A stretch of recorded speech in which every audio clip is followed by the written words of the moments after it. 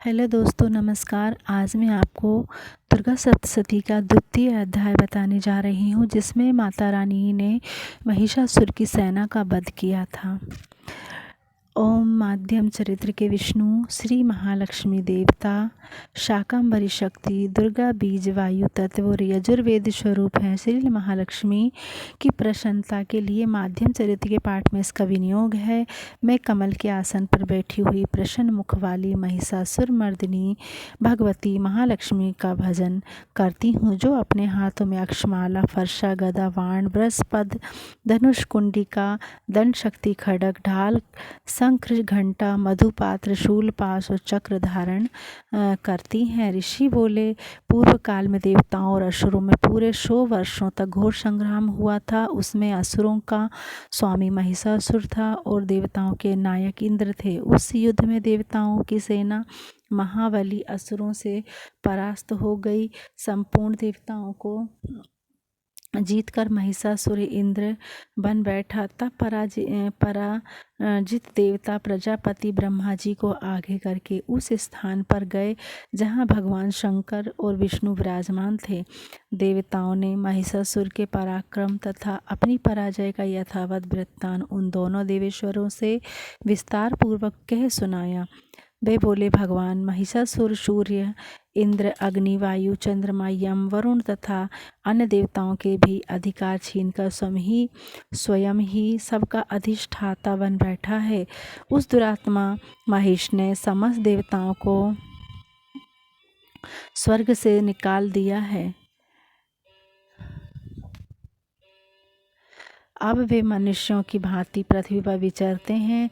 देवताओं की यह सारी बातें हमने आप लोगों से कह सुनाई। अब हम आपकी शरण में आए हैं, उसके वध का कोई उपाय सोचिए।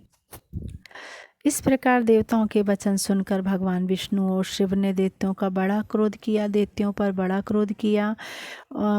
तब अत्यंत कोप से भरे हुए चक्रपाणी श्री विष्णु के मुख से एक महान तेज प्रकट हुआ। इसी प्रकार ब्रह्मा, शंकर तथा इंद्र आदि सभी देवताओं के शरीर से बड़ा ही भारी तेज निकला। वह मिलकर एक हो गया। महान तेज का वह पुंज जलते हुए पर्वत सा जान पड़ रहा था। देवताओं ने देखा, वहाँ उनकी ज्वालाएं संपूर्ण दिशाओं को व्याप्त कर रही थीं। संपूर्ण देवताओं के शरीर से प्रकट हुए उस तेज की कहीं तुलना नहीं थी। एकत्रित होने पर वह एक नारी के रूप में परिणित हो गया और वह अपने प्रकाश से तीनों लोकों में व्याप्त जान पड़ा। भगवान शंकर का जो तेज था, उसमें उस देवी का मुख प्रकट हुआ। एक मिनट।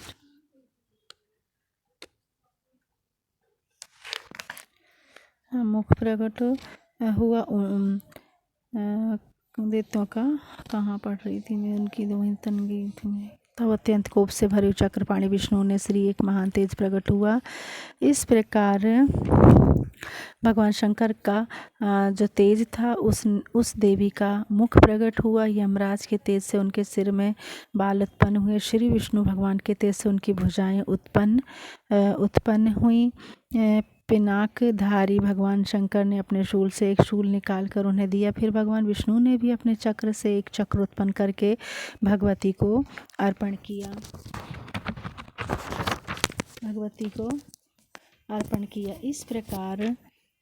इस प्रकार अन्य देवताओं ने भी अपने आभूषण और अस्त्र शस्त्र देकर देवी का सम्मान किया। तत्पश्चात उन्होंने बारंबार अट्टहास पूर्वक उच्च स्वर से गर्जना की। उनके भयंकर नाद से संपूर्ण आकाश गूंज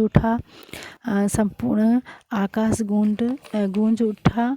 उनके चरणों के भार से पृथ्वी दबी जा रही थी। माथे के मुकुट से आकाश में रेखा सी खिंच रही थी तथा वे अपने धनुष की टंकार से 7 पातालों को क्षुब्ध कर देती थीं। देवी अपनी हजारों भुजाओं से संपूर्ण दिशाओं को आच्छादित करके खड़ी थी। तदंतर उनके साथ दैत्यों का युद्ध छिड़ गया।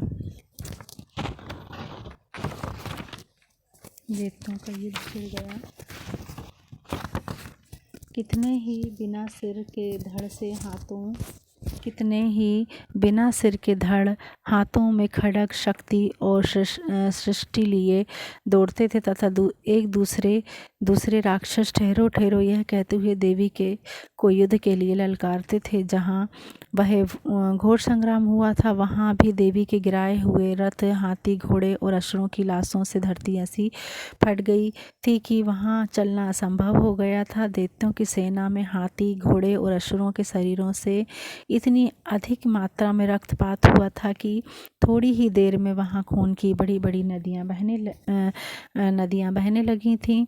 जगदम्बा ने दैत्यों की विशाल सेना को क्षण भर में नष्ट कर दिया, ठीक उसी तरह जैसे तृण और काठ के भारी ढेर को आग कुछ ही क्षणों में भस्म कर देती है। देवी का सिंह भी गर्दन के बालों को हिला हिलाकर जोर जोर से गर्जना करता हुआ असुरों के शरीरों से मानो प्राण खींच लेता था।